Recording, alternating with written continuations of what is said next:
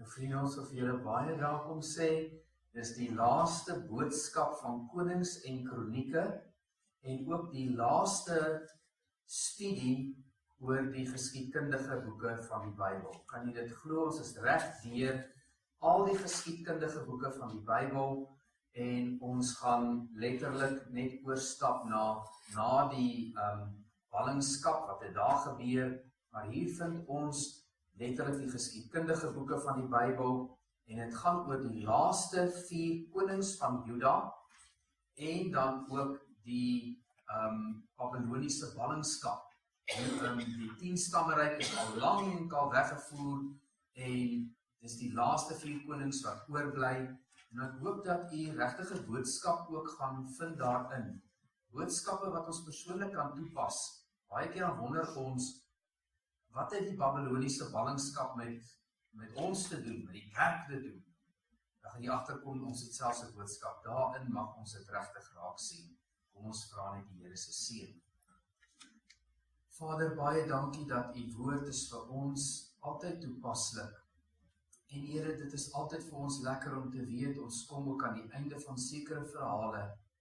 En daar begin deur die genade van God 'n volgende verhaal. Wat Here op die ou einde vir ons vertel, wat het u gedoen met u volk, en hoe dit gewerk het deur die geskiedenis. En ons leer u handelinge, u hart, en u maniere ken. En Here, hoe u deur eeue heen met die kinders gewerk het. Baie dankie vir hierdie kosbare lesse in Jesus naam. Amen. Nou, ons het afgesluit met die herlewing onder koning Josia en hoe hulle 'n verbond met God gesluit het, afgode is vernietig en die tragediese einde van hierdie groot godsman. Letterlik, elke keer as jy daai gedeelte gaan lees, gaan jy jou weer 'n keer verbaas daaroor. Dis net aangrypend. Hierdie groot godsman, koning Josia, met alles wat hy vir die Here gedoen het, kom op daai punt waar hy gaan in 'n geveg betrokke raak met Farao Nego wat hy niks mee te doen het. Ai, hoe dom kan partykeer ons wees as ons dieselfde foute maak. Daar het hy gesneuwel en in 608 voor Christus kom die volgende koning in beheer. Onthou nou, Farao Nego het sopas vir koning Josia gedood. En net om vir jou te sê, by hierdie geleentheid het dit nou ook gebeur dat die Egiptenare het in beheer gekom van Israel. Kan jy dit glo? Vir die eerste keer vandat hulle uit Egipte uitgegaan het, hulle het altyd net konnotasie gehad wat hulle nie moes nie met Egipte. Raai waar kom hulle nou? Vir die eerste keer regeer Farao weer oor Israel. Kan jy dit glo? Dis so aangrypend. Dit wys vir jou die staat wat Israel in was op hierdie stadium. Hulle is weer terug onder Egipte. Want die volgende konings wat sou opstaan, sou nie een die Here dien nie. Die laaste 4 konings sou elke een afvallig wees, ver van die Here afgelewe het, goddeloos, en dit was ook die tyd gewees waar Jeremia gepreek het, en hy het met al hierdie goddelose konings te doen gehad. Daar het hy gehuil oor 'n godsman wat oorlede is. Dit staan ook in die boek van Klaagliedere. Die res van die tyd het hy gehuil, nie oor 'n goeie koning nie, maar oor die slegte konings.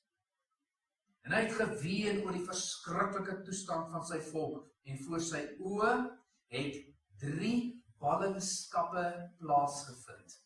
Voor sy oë. Eerste een, tweede en derde, en hy beleef al 3. En jy gaan sy hele bediening vind hieronder.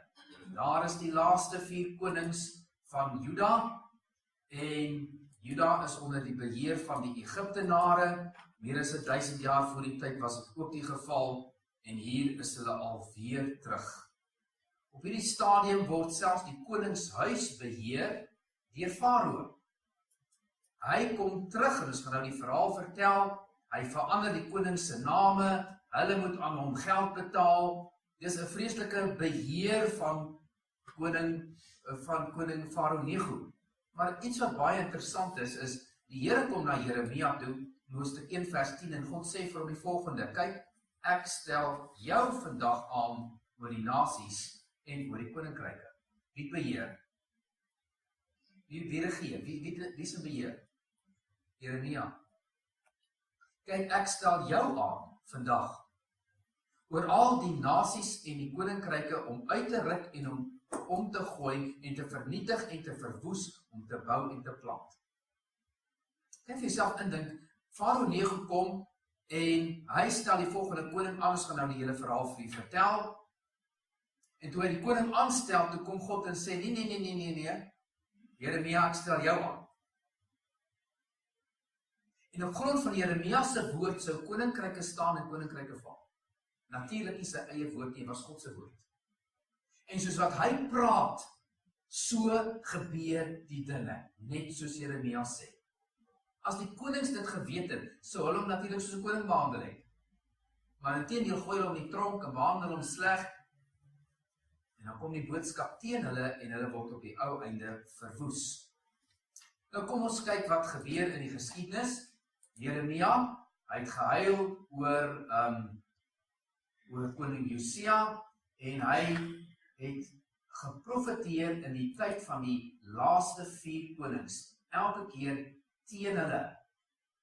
Ons kom by die eerste koning, onthou nou koning Josia, die godsman is sopas oorlede, en die volk kom en hulle stel sy seun aan as koning met die naam van Jehoas. Koning Jehoas was nie die oudste seun nie, ons weet nie hoekom word hy aangestel as koning nie, die volk kies hom, en Rawe beteken Jehoas in Hebreeus. Jahwe nie meer nie. Hoë aarde. En dit vertel van die tyd waarin hulle nou verval. Die laaste godsman is weg. Die Bybel sê hy het net 3 maande lank regeer. Daar's 2 konings wat net 3 maande lank regeer. Van hierdie 4 regeer 2 van hulle net 3 maande lank. Tussen koning Josia wat oorlede is, en hierdie 4 konings is 22 jaar, dan sal dit as die laaste koningshuis tot niet. Met ander woorde, daar sou net 22 jaar nog plaasvind vir die koningshuis van Israel. Sy regte naam was Salem gewees, en hy het 'n Assiriese naam gehad. Dit maak my nie vir my sin nie. Staan in Jeremia 22 vers 11 en Kronieke 3 vers 15. Hy regeer net 3 maande lank, en wat gebeur het was die volgende. Die koning van Assirië het opgetrek, en hy gaan veg daarbo teen die Babiloniërs. Toe hy daarbo teen hulle gaan veg, kom hy terug, natuurlik op pad maak hy koning Josia dood, die godsman.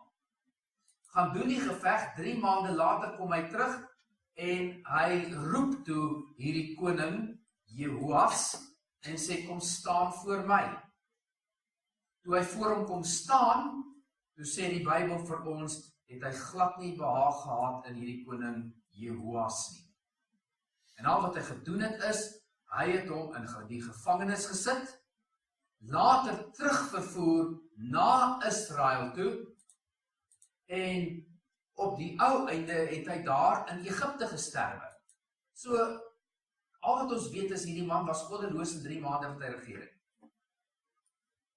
En die Here kom en hy maak 'n kort einde aan sy koningskap. Op die ou einde vat koning van die farao vir hom weg, en hy sit toe sy broer aan bewind, en dit is koning Jehoiakim. So, jy gaan nou sien, daar's 'n koning Jehoiakim en 'n koning Jehoiagim, gin met 'n N. Nou nie die mekaar raak. Al wat jy onthou is M kom voor N. Hoe klink dit? So eers gaan M regeer, Jehoiakim gaan eers regeer, en dan gaan Jehoiagim regeer. So dis wat nou gaan plaasvind. Die Bybel sê vir ons dat Farao Neko stel toe nou Jehoiagim aan. En hy sê, jy regeer, intussen natuurlik 100 talente silwer, 'n klomp goud, en dit moet hy dan betaal elke jaar. Maar hierdie koning is baie sleg. Koning Jehoiagim is 'n baie, baie slegte man. Hy is so sleg, dat hy in die tyd wat hulle al hierdie geld moet betaal, sorg hy dat dit ingevorder word van die arme mense. Nie uit sy koffers van die koninkryk nie. Inteendeel is hy op daai stadium besig om 'n volgende nuwe paleis te bou. Hoe klink dit? Dis 'n slegte man hier. En die Bybel sê vir ons hy het 11 jaar regeer. Natuurlik niks anders as 'n marionet nie. Jy weet wat is 'n marionet, nee. Dis daai goed wat jy die touwtjies hier bo het en dan speel die poppie daaronder, maar eintlik is dit die hand hier bo wat die poppie laat speel. En dis presies wat hy was. Dis hoe hy geleef het. Farao trek die touwtjies en hy dans die liedjie. En dis wat besig is om te gebeur. Niks anders as 'n marionet nie. En jy lees dat hierdie goddelose man regeer en nie veel van sy lewe word vir ons werklik beskryf nie, as net die feit dat hierdie man het 'n slegte reputasie. Op die ou einde, hy aanbid weer die afgode, en daar kom 'n nuwe hoofstuk in die Bybel, 2 Konings 24. Die oomblik wanneer jy oorgaan van 1 Konings, 2 Konings 23 na 2 Konings 24, kom jy agter, hier kom 'n verskriklike groot verskil. Iewers, net hier, 3 jaar voor koning Jojakim klaar maak met sy koningskap, verloor koning Farao Nego die geveg met Babel. En Babel word die nuwe wêreldheerskappy. So dis wat aangaan. As jy Hoofstuk 24 vers 1 lees, in die dae van Nebukadneser, die koning van Babel, het hy opgekom teen koning Jojakim toe, 3 jaar voordat hy klaar gemaak het met sy lewe. Nou moet jy verstaan wat het Jeremia gedoen. Hy het koning Jojakim gewaarsku teenoor sy lewe. Hy het goed teenoor sy lewe uitgespreek en net gesê, jy is so goddeloos, die Here gaan jou nie eers laat begrawe word in 'n ordentlike graf. Die manier hoe jy gaan sterwe is, jy gaan sterwe en begrawe word soos 'n donkie. Weet jy hoe begrawe mense 'n donkie? As die dood gaan daar in die veld, jy grou die eerste gat in die eerste plek wat jy kry en jy gooi hom vir hom daarin en jy gooi so klein op die grond boorop, reg? Dis wat die Here sê van koning Jojakim. Jy gaan op 'n vreeslike manier sterf, buite Jerusalem, en jy gaan 'n donkie begrafnis hê. Ook verder sê vir ons daar in Jeremia 36 vers 30, nie jou kinders gaan op die troon verder sit nie, want God het 'n oordeel oor jou. Op daai stadium is koning Nebukadneser op pad om teen Jerusalem te gaan veg, en sy plan is om hierdie koning Jojakim gevange te neem, Babel toe te vat en om daar as 'n gevangene te hou. Wat gebeur? Jeremia het 'n profesie gegee. En Jeremia se profesie is dat hierdie koning gaan in Jerusalem sterwe en 'n donkie begrafnis hê. Raai wat gebeur? Voordat Nebukadneser by Jerusalem kan aankom, so sterf die koning. Want Jeremia se profesie moet waar word. En dis presies wat gebeur. Hy word toe op die ou einde sterf hy, en die Bybel sê vir ons, koning Nebukadneser neem oor. Hy kom neem en hy kom letterlik met die eerste aanval teen Jerusalem. Dit was verskriklik. Hy het so pas Farao Nego verslaan. Hy trek op teen Jerusalem, letterlik op pad. Hy is nog besig om die Egiptenare te verslaan, soos wat hulle vlug terug Egipte toe. En hy kom en hy neem Jerusalem in. En terwyl hy daar by Jerusalem is, sê die Bybel vir ons, het die eerste ballingskap plaasgevind. 605 voor Christus. Hy gaan in die tempel in, hy vat al die goud wat daar was, vat hy weg. Kap het letterlik op van die goed wat nie so groot was nie, die vat hy net so alles saam. Al die belangrike goed, soos die goud vat hy daar uit Jerusalem uit terug Babel toe, en die tweede wat hy vat is die belangrikste mense. En nou moet jy iets verstaan, terwyl hy nog besig was daar, toe gebeur dit dat hy die boodskap kry, sy pa wat die koning is in Babel het sopas gesterf. En hy het in 2 weke, hy pak net daarop, en hy gaan terug na Babel toe in 'n verskriklike spoed.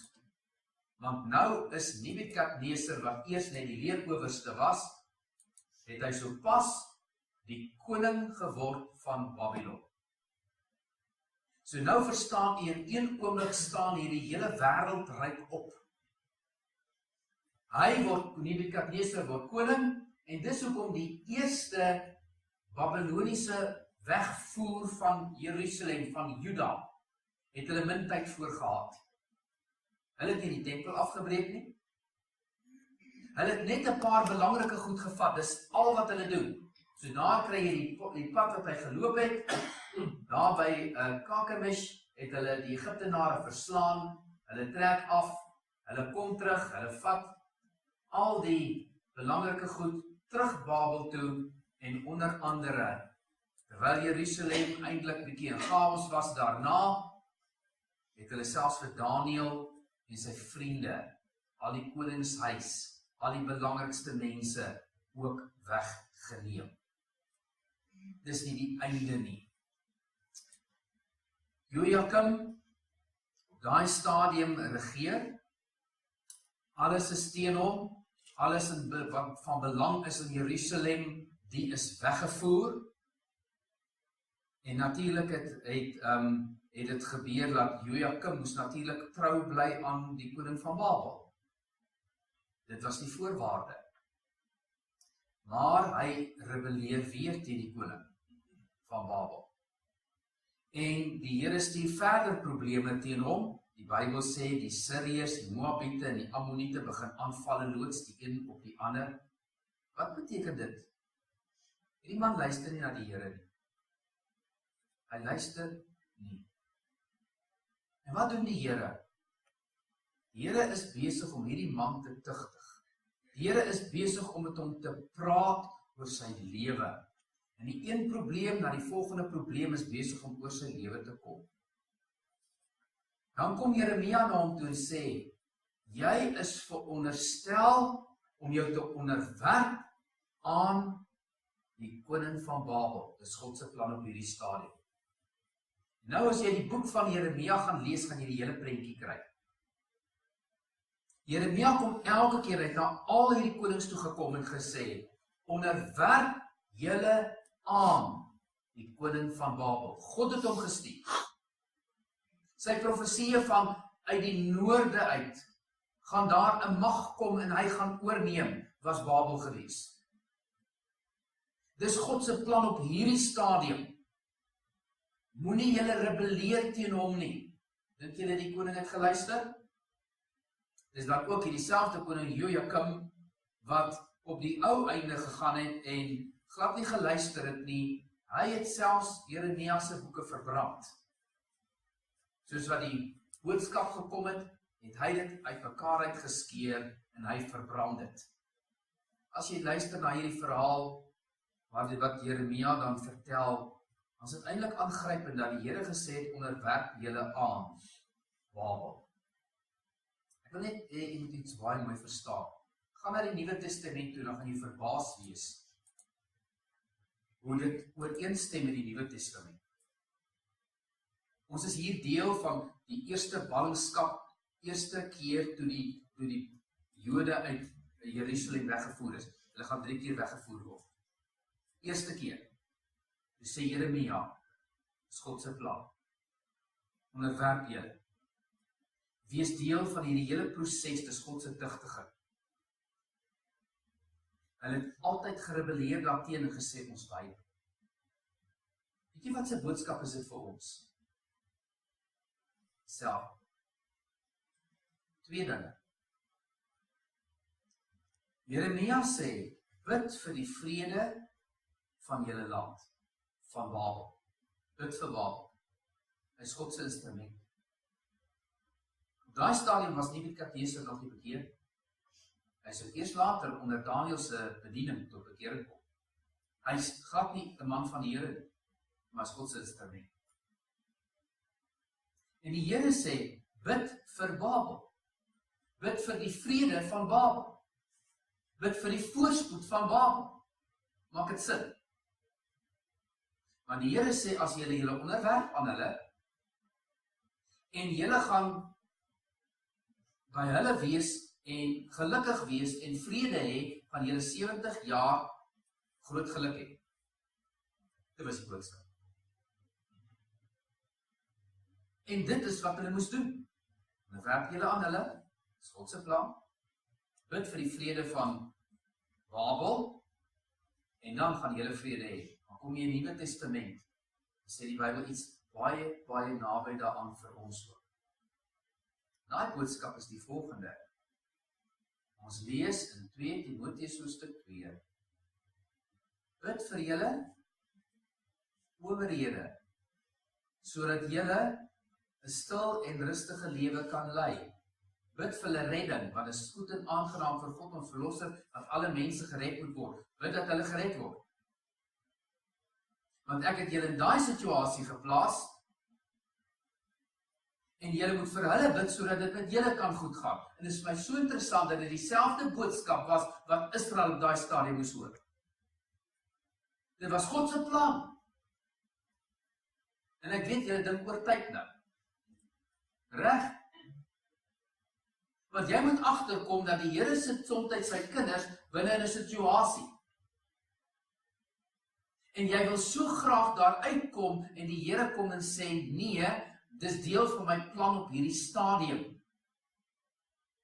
Maak dit sin? Daai Jode wou nie gebid het vir Babel nie. Hulle het gesê, kom ons bid dat Babel uitgewis word. Is ek reg? Wat moes hulle doen? God bepaal 70 jaar, wat hulle onder Babel sou regeer. Die Here sê, bid vir vrede, dat julle vrede kan hê. Nuwe Testament. Jy sal dit nie glo nie.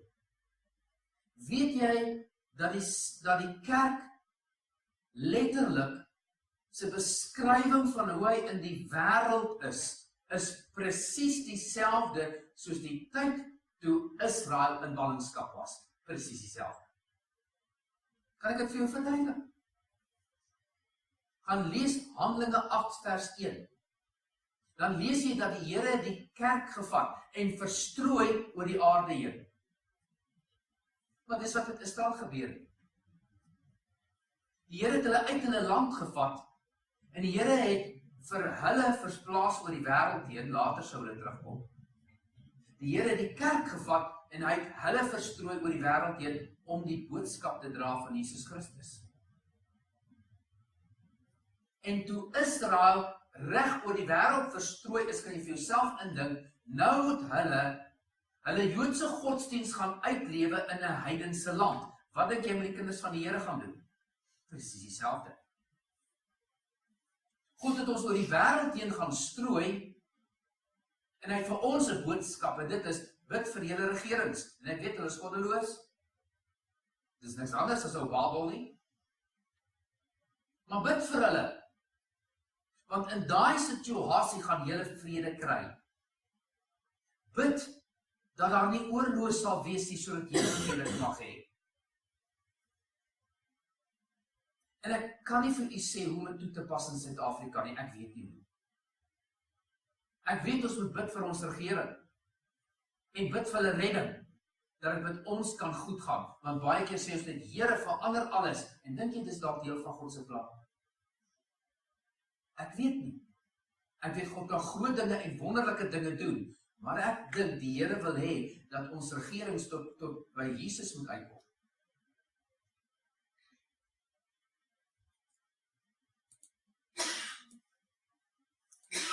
Wanneer jy na hierdie verhaal kyk, dan kom jy agter, dat die geweldige, moeilike tye vir Israel in hulle geskiedenis plaasgevind.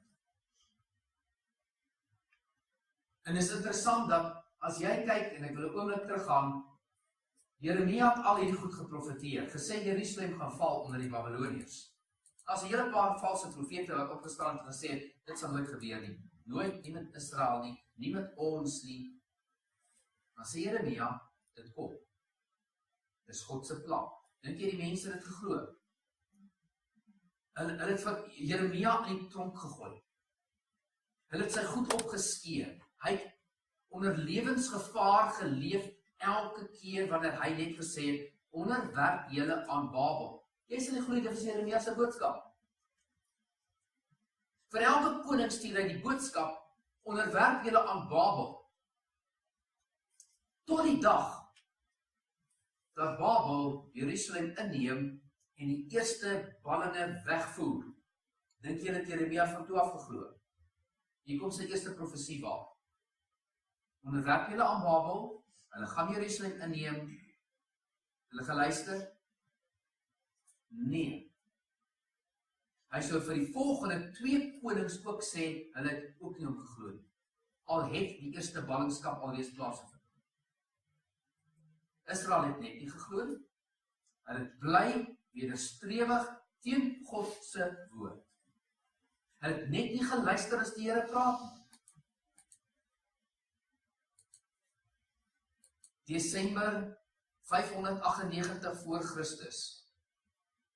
Toe sterf koning Jojakim, die een met die M. Hy sterwe en die Bybel sê vir ons, en toe hy sterwe, toe kom die volgende koning in beheer, onthou hy sterwe voor die eerste wegvoering, die eerste wegvoering het plaasgevind, die tweede wegvoering, en nou lees ons 598 voor Christus, toe Jojakim sterwe, toe word koning Jojagin die koning, en hy was net so goddeloos.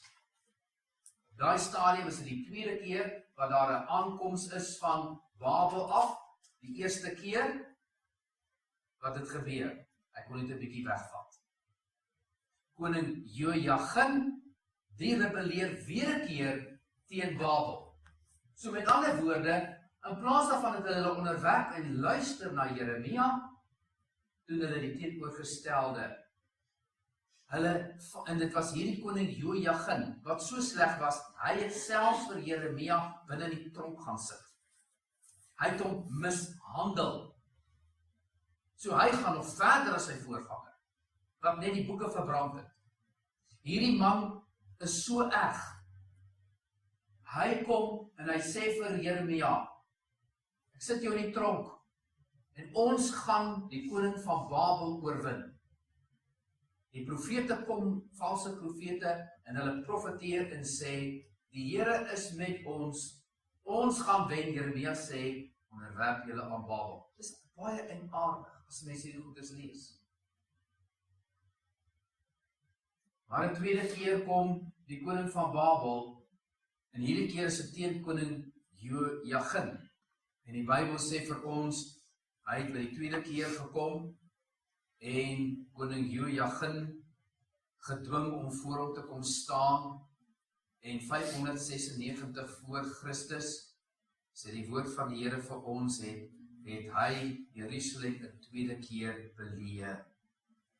Hierdie keer, sover ons verstaan, het dit gebeur dat hy Jerusalem nog verder verwoes het. Hy het soveel van die goed weggeneem. Hierdie keer 'n kleiner groep, 4600 mense wat weggeneem is, en op die ou einde het hy dan ook vir koning Jojagin gevange geneem, en hy het hom na Babel toegevat. Daar sien die hele prentjie. Daar in Babel moes Israel 'n nuwe lewe kry. Hulle moes daar in 'n wêreld van heidendom gaan bly. En vir die eerste keer moes hulle God begin vertrou. Die volgende koning kom op die troon, die laaste een, en dit is Sedekia. Sedekia word aangestel deur die koning van Babel. Toe hy hom aanstel as koning, sy naam was eintlik Matatia gewees, en die feit dat die koning sy naam verander, beteken ek se beheer. Ek verander tot sy naam. Israel was op hierdie stadium so klein gewees, dat het groot gedeeltes van hulle grondgebied, soos die Negev, woestyn verloor, is 'n ou klein staai. Al die belangrike mense is weg. Al die mense wat skrynwerkers was, en goudsmitte en ystersmitte, die was weg. Meeste van die koningshuis was weg. Die leiers was weg. En tydens die tweede wegvoering was selfs van die priesters weggevat, onder andere Esegiel. Eerste een was Daniel weggevat, hy kom uit die koningshuis uit. Esegiel, een van die priesters, is weggevat die tweede keer. En hulle stel vir Sedekia aan. En hy kom buig voor die koning om te sê, ek sal getrou wees. Ek sal vir Israel aan u bly onderworpe hou. Dink julle hy het gedoen? As hy net geluister het na Jeremia. Want Jeremia het ook met hom kom praat om te sê, oor en oor, onderwerp julle, wees gehoorsaam aan Babel, dis God se wil. Uiteinde was, hierdie koning Sedekia het net gesê, kom ons rebelleer weer 'n keer teen Babel. Kan jy glo dis die derde koning wat rebelleer, en die Bybel sê vir ons, Jeremia het ons so gewaarsku, moenie dit doen nie. Op die ou einde het daar 'n derde groot leermag gekom. Hierdie keer het koning Nebukadneser gesê, nie een van die konings wil luister. En hy stuur so 'n groot leermag.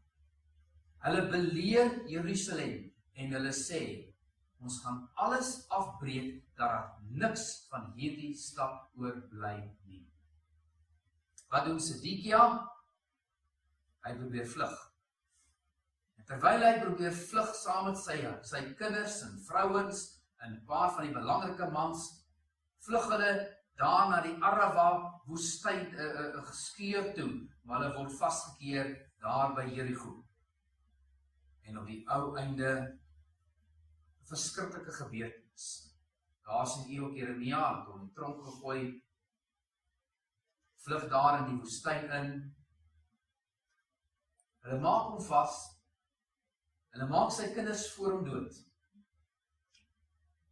En die laaste wat hy gesien het, was sy dooie kinders.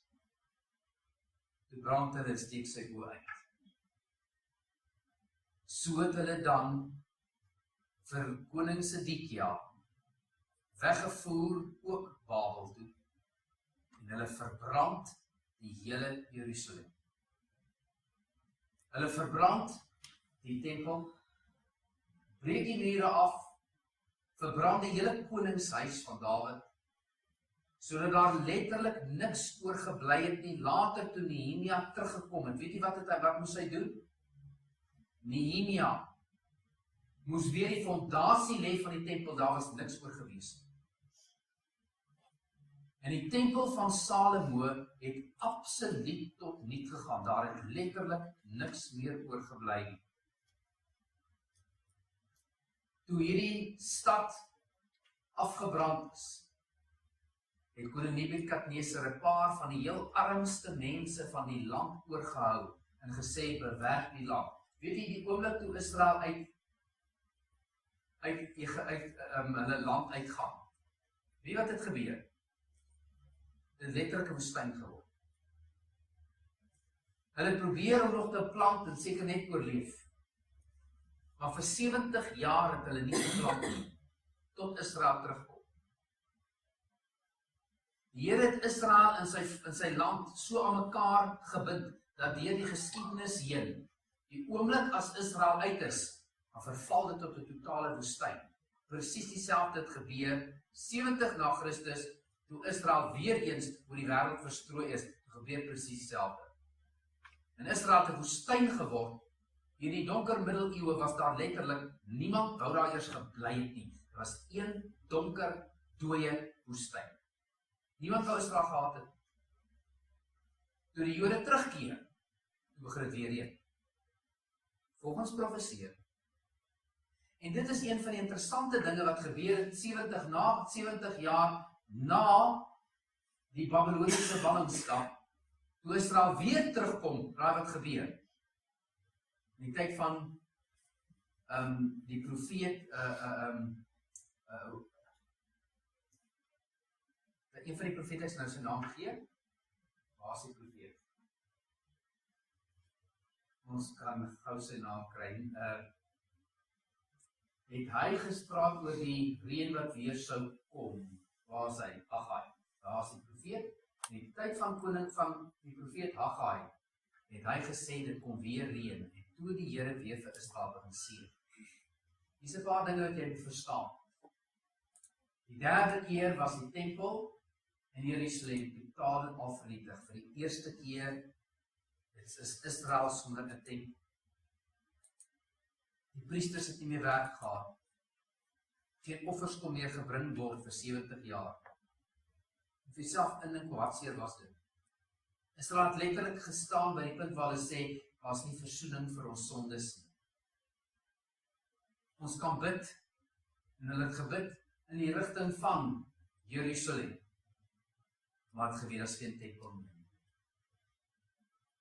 Net vir een ding, het het nooit geluister na Jeremia nie. Ek weet nie of ons besef wat so 'n belangrike taak het een profeet gehad. Een man.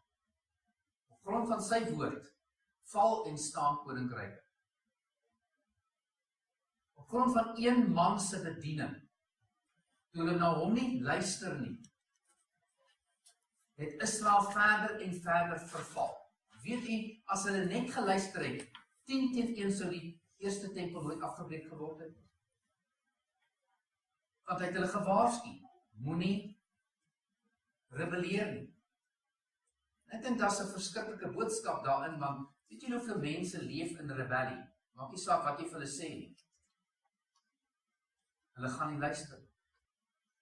Hulle het in totale rebellie gelewe. Op die ou einde wil ek net vir u noem dat Konings Deel, toe hy later daar in Babel was, volgens die woord van Jeremia, het gesê dat hy gaan weer genade betoon word, nou hy was blind op daai stadium, en terwyl hy daar in Babel was, het die koning van Babel hom ontferm oor koning Sedekia. En hy het spesiale behandeling gekry, en die koning was goed vir hom gewees, volgens die woord van Jeremia. En as jy self indink wat het Israel beleef op daai stadium, hulle wat in Babel was, het hulle musiekinstrumente opgehaal. En hulle het gesê, ons gaan nooit weer sing, by the rivers of Baru. Daai bekende lied, wat ook in die Psalmboek staan, hulle op 'n punt gekom het waar hulle gesê het, Here, ons sal nooit weer kan lag nie, nooit weer kan sing nie. En daar hang aan die bome en musiekinstrumente. En hulle het gesê, Here, u het ons geoordeel. Ek wil graag hê moet gou kyk. 605 was die eerste ballingskap, die eerste een gewees. 3 sou daarna gevolg het. 70 jaar sou Israel uit hulle land wees, van 605 voor Christus tot 516 voor Christus. 70 jaar lang, as kies daarso, 536 ek vra verskoning, daar 70 jaar wat verloop het, wat Israel buite hulle land was, in die stad van Babel. Iets interessant wat jy ook kan verstaan. Daar sien jy die Babyloniese ballingskap. Jy sien, daai rooi gedeelte. Dis die tyd van Moses tot by Dawid. Daar's die koningstydperk, daai blou tydperk. Toe na 70 na Christus het Zerubabel teruggekeer met die eerste ouens wat teruggekom het uit die ballingskap. Daar's die tydperk wat Israel weer in hulle land was. Dis 500 jaar. Tot by Christus se geboorte, daar's Christus se geboorte. En interessant om te sien, die Here Jesus voorspel 70 na Christus gaan die tweede tempel afgebreek word wat Nehemia, wat Zerubabel gebou het. Dan word die tweede tempel afgebreek. Wat was die profesie gewees? Weer gaan die een plek op die ander een oorbly. Hulle gaan hom afbreek totdat daar nie eers 'n fondasie meer is. Presies hoe dit gebeur. En Israel word 'n tweede keer verstrooi. Naas die eerste ballingskap, waar hulle verstrooi is, uit hulle land geneem is. En jy sien hoe kort is dit? Ek wil hê jy moet sien. Hoe lank was die tweede, as jy dit kan noem, ballingskap, exile, toe hulle uit hulle land uit verstrooi is oor die wêreld heen. Die tweede ene, amper 1900 jaar, kan jy sien. En hier het hulle begin terugkeer na hulle land, daar is hy kortste. Het is interessant as jy na hierdie goed kyk om te besef, hoe die Here Jesus voorspel het dat hulle tweede verstrooiing van Israel uit hulle land uit wees. En dit het net so gebeur. Een groot vraag wat baie keer mense vra is dit. Eerste ding, wat van die ware kinders van God wat getrou was aan die Here? Wat het met hulle gebeur? Meeste van Israel was hierdie afgode dienaars gewees. En God het hulle deur 'n ballingskap gevat, sodat hulle tot bekering sou kom. Wat van daardie ware kinders van die Here wat opreg was met die Here? Wanneer jy gaan lees in die boek van Jeremia, dan gaan jy agterkom dat God het daai spesifieke persone wat hom bly dien het, gespaar en bewaar. Of hulle binne die land was of buite die land, maak nie saak waar hulle was, het God hulle bewaar. Dit is baie interessant. Dit is verskriklik kosbaar. En die mense wie verkeerd geleef het, na die mense almal of hulle binne die land gebly het, of verstrooi is, het ondergegaan en gesterf.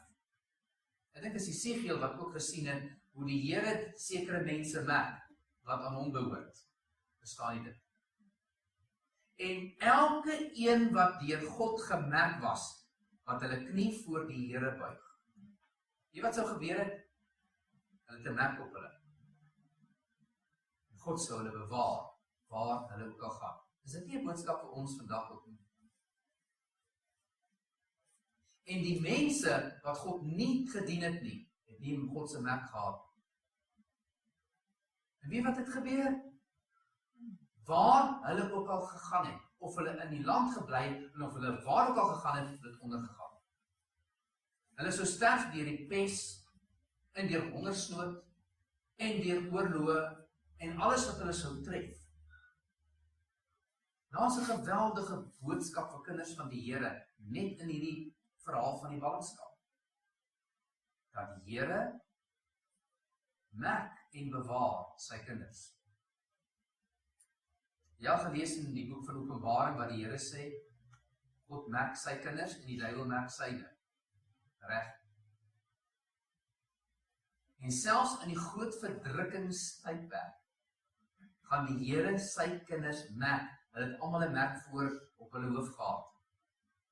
Openbaring 14. En die wêreld het die anti-Christus merk gevat.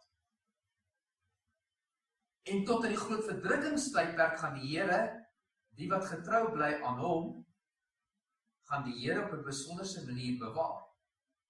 En die ander gaan deur hierdie verskriklike oordeele getref word, selfs in die groot verdrukkingstydperk. Meeste van die mense in die groot verdrukkingstydperk wat tot bekering kom, gaan Jode wees, verstaan dit ook, né? En op 'n besonderse manier gaan die Here hulle bewaar. Die verhaal van Israel en wat met Jeremia gebeur het, is nog nie klaar. Koning Nebukadneser het toe hy Jerusalem heeltemal verwoes het, het hy nooit weer 'n koning aangestel nie. Die tyd van die konings was vir ewig en altyd verby. Die laaste koning was koning Sedekia gewees. Daarna het hy 'n goewerneur aangestel en hierdie goewerneur het trou beloof aan hom en hy het ook die mense bymekaar gebring en vir hulle gesê, kom ons dien die koning van Babel, dan sal dit met ons goed gaan. Hy was 'n godsman gewees. Ek probeer sy naam in Afrikaans uitspreek, Gadilia. En hy was bevriend met Jeremia. Jeremia het hom gesê, dis God se plan nou. Hy het Israel bymekaar gebring daar by Gilgal en gesê, kom ons maak 'n verbond met die Here. Kom ons sê ons gaan getrou bly aan Babel, dan gaan dit met ons goed. Wat het die mense gedoen wat oorgebly het?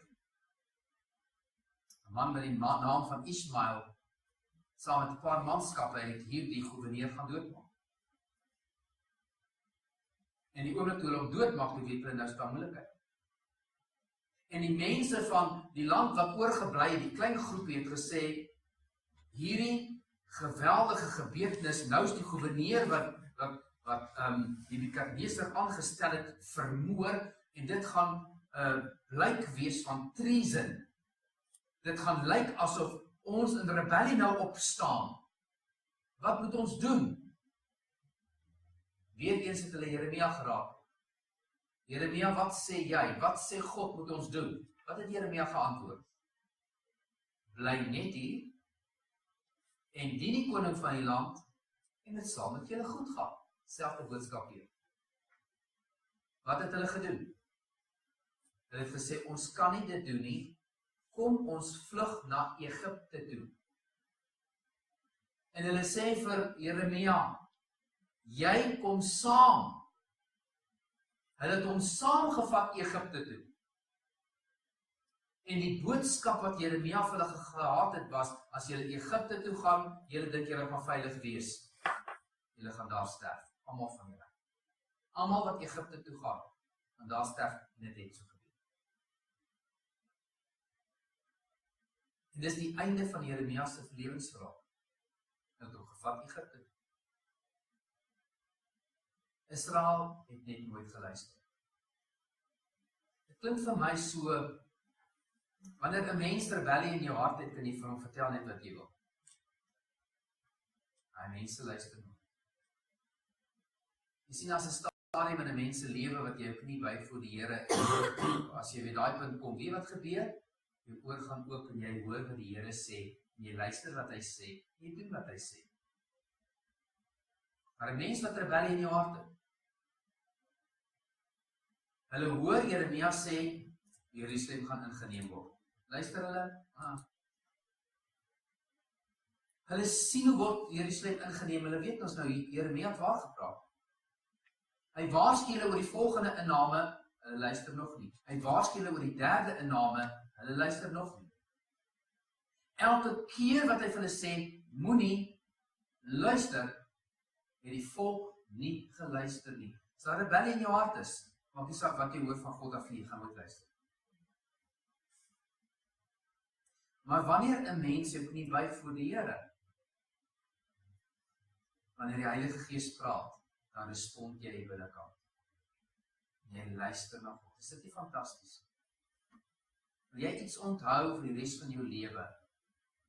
'n Kind van die Here, en deur hierdie lewe het 'n merk. Ons lees in die boek van Openbaring dat die Here al sy kinders gemerk. En sy naam staan op ons voorhoof geskryf. Ek behoort aan die Here.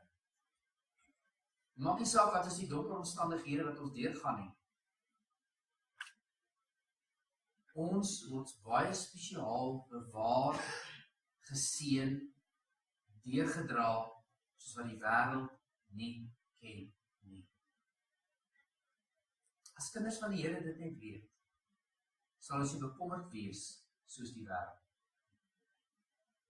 Sal ons God vertrou, dat in die moeilikste, donkerste tye, ek gaan deur hierdie lewe en ek behoort aan die Here. Dis syne. Deur hierdie lewe gaan hy my seën. Wat 'n verandering van 'n hart kan dit nie in jou plaas bring, as jy net hierdie ding snap.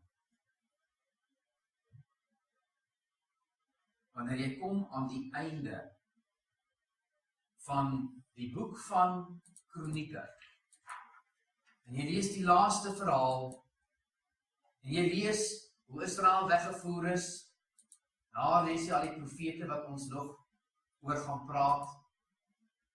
Ons lees hoe waar elkeen opgetree, Jesaja, Micha het saam opgetree, hier was die laaste profete gewees, en ons selfs van die 10 stamme ryk, hoe die Here hulle gewaarsku het, Jeremia is hier so onder. Hier vind jy die Ballingskap tydperk waar Esegiel en Daniël opgetree het. Later Haggai en Sagaria en Malagi, die laaste 3 profete. Obadja was een van die heel eerstes gewees, Joel was 'n bietjie vroeër gewees. Maar hier is die laaste profete wat ons, soos ons na die boeke gaan kyk, gaan ons dikwels agterkom waar het hulle opgetree.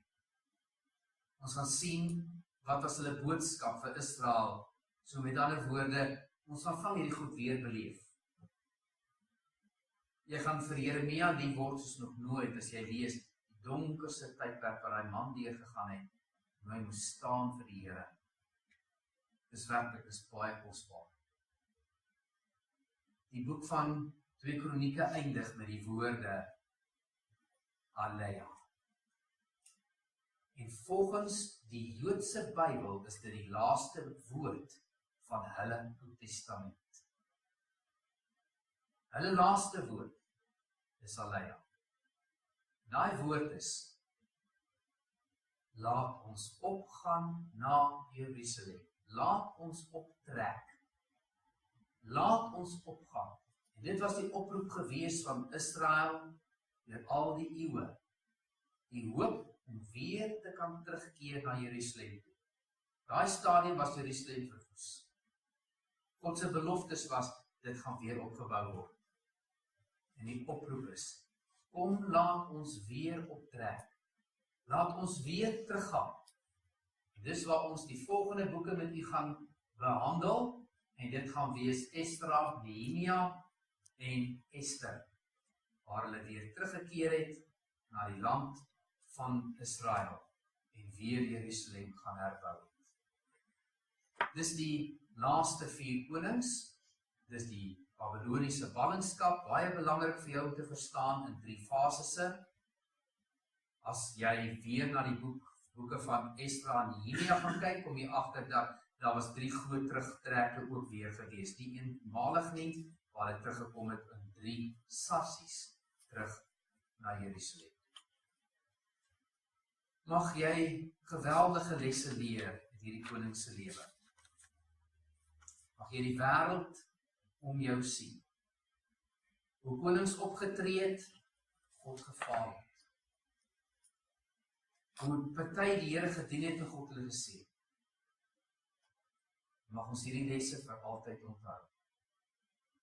Die boek van Konings en Kronieke.